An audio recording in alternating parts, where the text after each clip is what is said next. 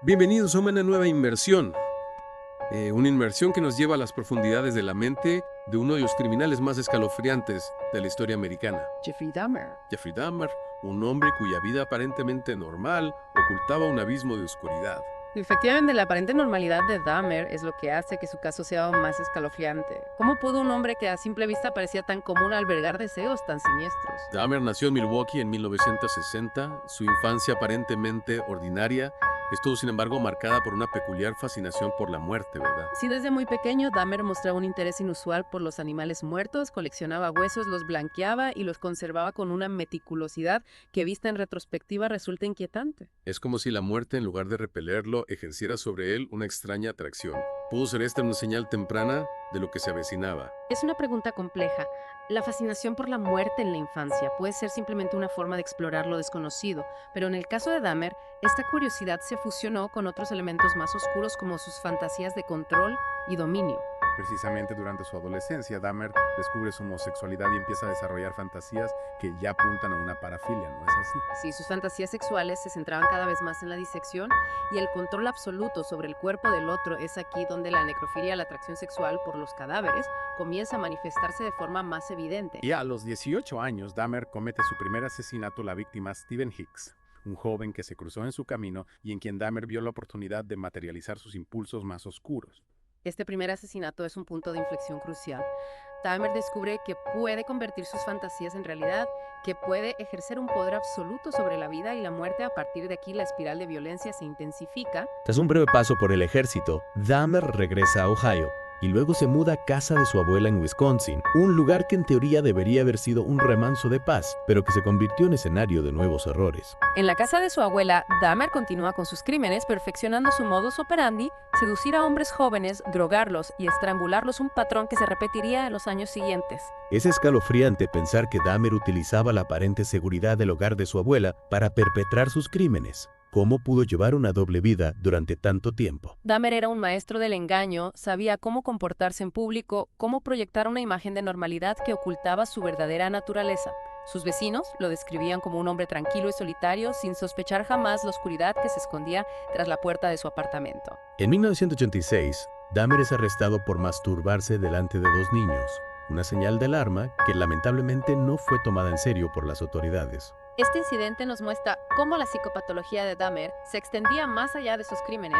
Su obsesión por el control y la transgresión se manifestaba en diferentes ámbitos de su vida. Dahmer pasa un año en prisión por este delito, pero al salir, la espiral de violencia no se detiene, de hecho se intensifica. Es como si la experiencia en prisión, en lugar de rehabilitarlo, lo hubiera empujado aún más hacia el abismo. ¿Qué ocurrió durante ese año entre rejas? ¿Cómo afectó a su psique? Es difícil saberlo con certeza. Lo que sí sabemos es que tras su liberación, Dahmer se muda a un apartamento en Milwaukee, un espacio que se convertirá en su macabro santuario, el escenario donde dará rienda suelta a sus fantasías más perversas. Y es en este apartamento donde Dahmer lleva a cabo la mayoría de sus asesinatos, ¿verdad? Exacto. En ese apartamento, la policía encontró un escenario dantesco: cabezas en el refrigerador, restos humanos en ácido, un altar con cráneos. Dahmer no solo mataba a sus víctimas, las desmembraba, conservaba partes de sus cuerpos como trofeos e incluso experimentaba con ellos. Experimentaba. ¿A qué te refieres? Dahmer intentaba crear lo que él llamaba zombies. Perforaba el cráneo de sus víctimas, inyectaba ácido o agua, hirviendo, buscando inducir un estado de sumisión permanente. Una muestra más de su obsesión por el control absoluto, por convertir a sus víctimas en marionetas sin voluntad. Es terrible, un deseo de posesión que trascendía la muerte, que buscaba convertir a las víctimas en objetos inertes despojados de su humanidad. Precisamente la necrofilia de Dahmer no se limitaba a la atracción sexual por los cadáveres. Había en él un deseo de dominio, de convertir a sus víctimas en objetos que pudiera manipular a su antojo incluso después de la muerte. Dahmer documentó sus crímenes con meticulosidad. Fotografiaba a sus víctimas en diferentes etapas del asesinato, conservaba sus pertenencias como si fueran reliquias macabras. ¿Por qué hacía esto? ¿Cuál era el propósito de esta documentación? Es una pregunta intrigante. Algunos expertos creen que Dahmer buscaba crear un archivo de sus obras, una especie de catálogo del horror que le permitiera revivir sus crímenes una y otra vez. Como si quisiera inmortalizar sus actos, convertirlos en una colección macabra que le proporcionara una satisfacción perversa. Exacto, la documentación de los crímenes.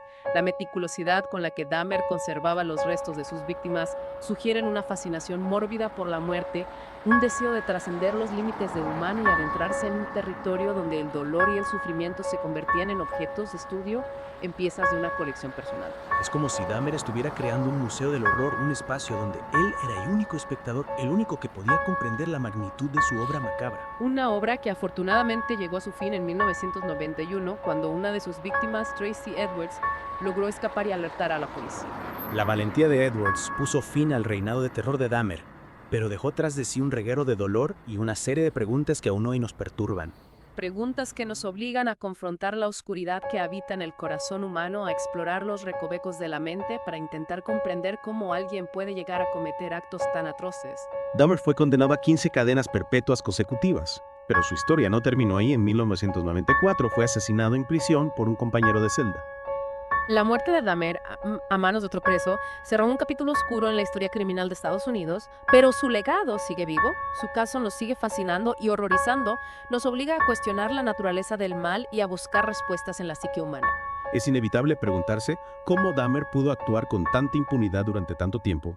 Fallaron los mecanismos de control, hubo señales que se pasaron por alto. Sin duda hubo fallos en el sistema. Dahmer se movía con una aparente normalidad que le permitía pasar desapercibido a sus vecinos. Su familia, nadie sospechaba la terrible realidad que ocultaba. Es como si llevara una máscara, una fachada que ocultaba al monstruo que llevaba dentro. Exacto. Dahmer era un maestro de la manipulación, capaz de compartimentalizar su vida y mantener una apariencia de normalidad que le permitía seguir actuando sin ser detectado. Hubo incluso ocasiones en las que la policía tuvo la oportunidad de detenerlo, pero no lo hizo.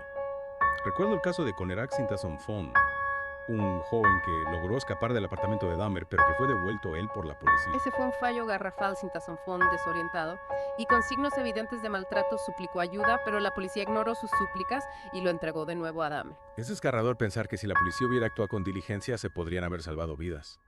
Sin duda, el caso de Dahmer puso de manifiesto la necesidad de mejorar los protocolos policiales, de estar más atentos a las señales de alarma y de no subestimar nunca la capacidad del ser humano para el mal. El legado de Dahmer es un recordatorio de que el mal puede esconderse en los lugares más insospechados, que puede adoptar una apariencia normal, incluso amable, nos obliga a estar alerta, a cuestionar nuestras percepciones y a no ignorar las señales que nos indican que algo no va bien. El caso de Dahmer nos deja muchas lecciones: la importancia de la salud mental, la necesidad de estar alerta a las señales de alarma, la responsabilidad de la sociedad en la prevención de la violencia. Son temas que debemos abordar con seriedad y determinación si queremos evitar que tragedias como esta se repitan. La inmersión en la mente de Jeffrey Dahmer ha sido un viaje perturbador, una exploración de los rincones más oscuros del alma humana. Un recordatorio de que la maldad existe, de que puede manifestarse de formas inesperadas y que la línea que separa la normalidad de la locura puede ser a veces muy tenue. Su historia nos confronta con nuestra propia vulnerabilidad, nos hace cuestionar la naturaleza humana y nos recuerda que la lucha contra el mal es una batalla que debemos librar cada día.